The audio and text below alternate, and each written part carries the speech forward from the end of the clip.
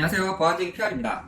전 세계적으로 코로나19의 유행으로 인해 디지털 사회로 빠르게 변하고 있습니다. 국내외 경기 침체의 장기화, 정부, 공공기관의 사업 축소, 자격증 시험과 기업들의 채용 연기로 사업에 영향을 받고 있죠. 반면 교육, 원격, 화상회의 등 비대면 플랫폼 사용 확대로 보안 수요는 증가될 거라는 긍정적인 이야기도 들립니다. 부정, 긍정적인 이야기가 모두 교차하는 상황에서 정보보안 업계에 종사하는 한 사람으로 앞으로 정보보안 전망은 어떻게 될까요? 오늘은 코로나19 발병 이전과 이후에 대한 이야기를 한번 해보려고 합니다. 그럼 시작해보겠습니다. 우선 이번 사태로 직격탄을 맞는 기업과 개인, 모든 분들에게 사태가 조속히 완화되어 정상적인 경제활동 재개로 인해 경기 회복이 이루어지기를 간곡히 기원합니다.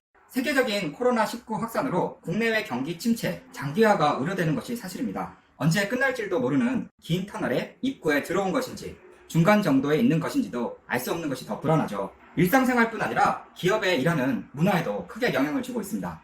재택근무, 원격 수업, 원격 세미나처럼 원격 프로그램을 통한 비대면, 스마트 워크로 근무, 수업 방식도 변화하고 있죠. 이처럼 빠르게 변화한 적이 있었을까요? 코로나19 발병 이전에는 바뀔 것 같지 않았던 공공, 교육, 레거시 시스템이 급속도로 디지털화, 클라우드화, 글로벌화 될 것이라고 생각합니다. 반면 혼란은 공격자 입장에서 어떨까요? 네, 큰 호재이고 돈이 되는 기회입니다. 보안 산업도 이전과는 다른 중요성이 높아지고 보안 수요도 증가될 것입니다. 그럼 어떤 보안 산업이 부상할 것인지 같이 예상해 보시죠.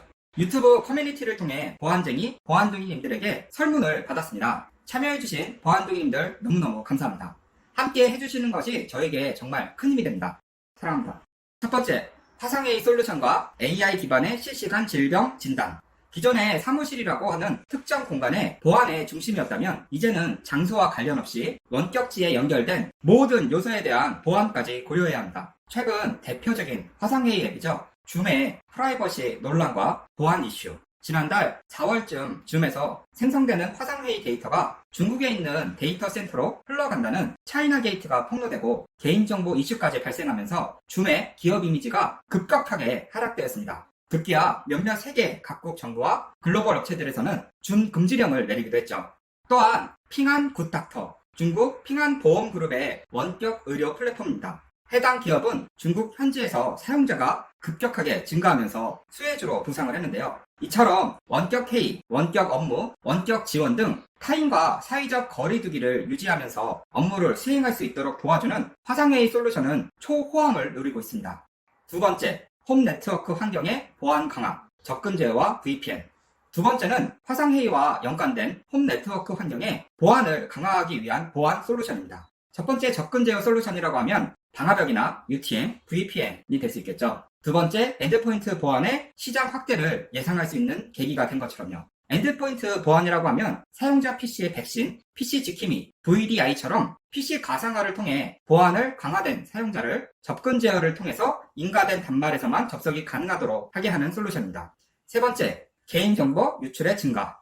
미국 통신사 버라이즌의 2019년도 데이터 유출 조사 보고서 DBIR에 따르면 악성 코드의 94%가 이메일을 통해 전달된다고 합니다. 즉, 이메일이 APT 공격을 실행하는 데 가장 손쉬운 표적입니다. 이러한 이메일을 통한 90% 이상이 이메일에 첨부되는 비실행 파일, HWP나 워드, 엑셀, PDF 같은 문서들을 통한 악성 코드 공격을 통해 발생하고 있습니다. 디지털 사회에서 우리가 안심하고 원격으로 업무들을 처리하기 위해서는 우리가 실 업무 환경에서 사용하는 문서 및 콘텐츠들의 악성 코드로 안전하게 보호하는 시스템을 갖추는 것이 반드시 필요하다고 생각합니다. 왜냐하면 최근 발생한 공적 마스크 제공으로 위장한 APT 공격, 피싱 메일처럼 이러한 원격들이 피부로 체감할 만큼 우리들 가까이에 있고 이러한 공격으로부터 직접적인 피해를 받는 것이 훨씬 빈번해질 것이기 때문입니다.